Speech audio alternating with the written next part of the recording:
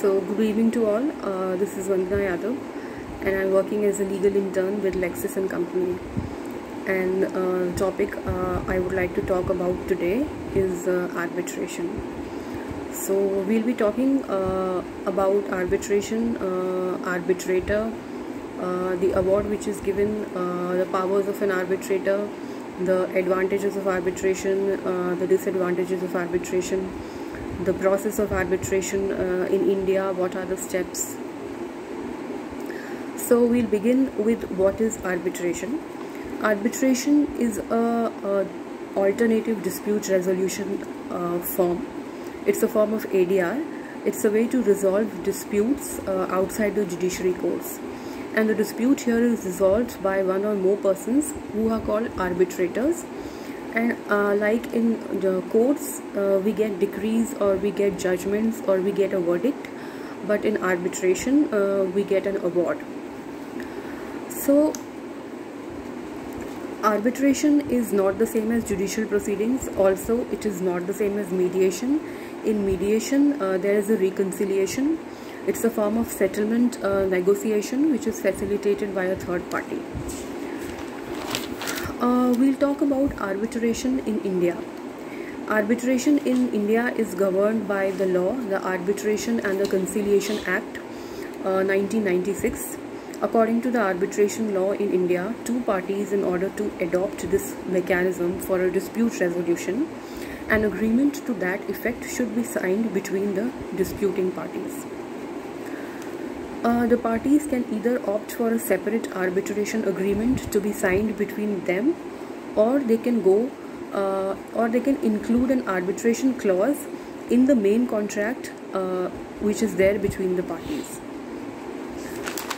Arbitration process in India is something which is followed to end a business dispute.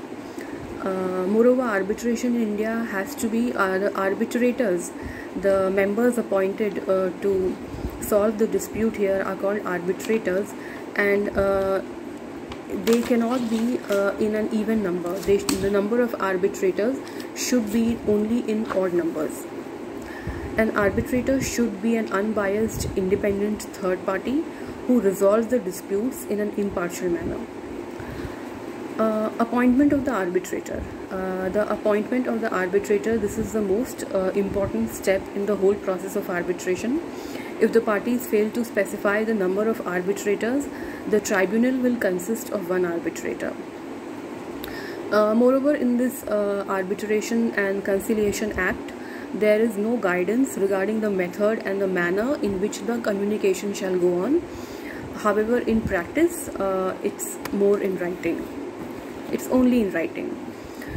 The arbitration and the law of arbitration in India does not require unanimous agreement from the tribunal unless otherwise agreed by the parties.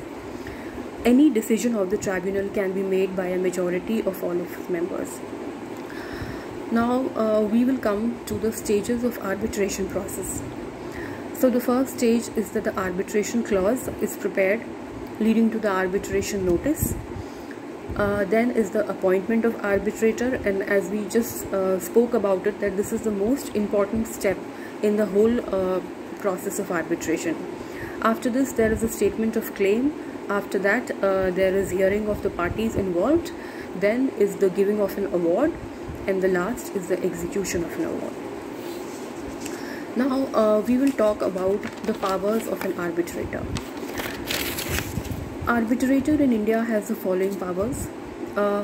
Also, I would like to tell you that arbitration process in India does not follow the procedure of the Civil Procedure Code 1908. It's entirely different from it. The arbitrator in India has the following powers. First of all, to make an award, to take assistance, to rule on its jurisdiction, to pass interim relief, to determine the procedures, to decide on the official language, to appoint an expert, to seek the court's assistance for evidence, to terminate the proceedings, and to impose interest and deposits.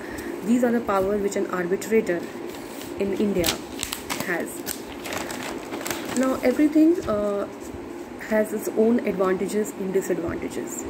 Now we'll be talking about let's discuss the advantages and the disadvantages of arbitration and the advantages of arbitration over litigation and some of its disadvantages. So the first advantage which arbitration has is that the process of arbitration is faster than litigation in the courts. Then the proceedings and the award given here, they can be made confidential, unlike the verdicts which are very public. In litigation, we cannot choose a judge, whereas in arbitration, the parties are allowed to choose their own tribunal. Arbitration awards are generally easier to enforce than the verdicts of the court.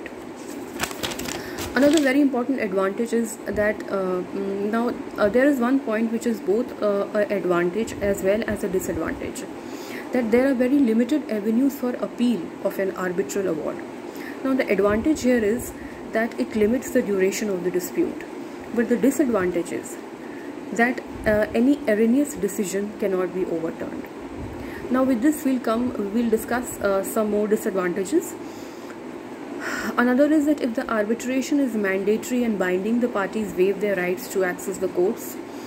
And unlike the court judgments, arbitration awards themselves are not directly enforceable. A party seeking to enforce an arbitration must resort to judicial remedies called an action to confirm the award. And the last question, or the last thing which we will talk about, is that is arbitration voluntary or mandatory? So guys, it can be both. It can be either of the two.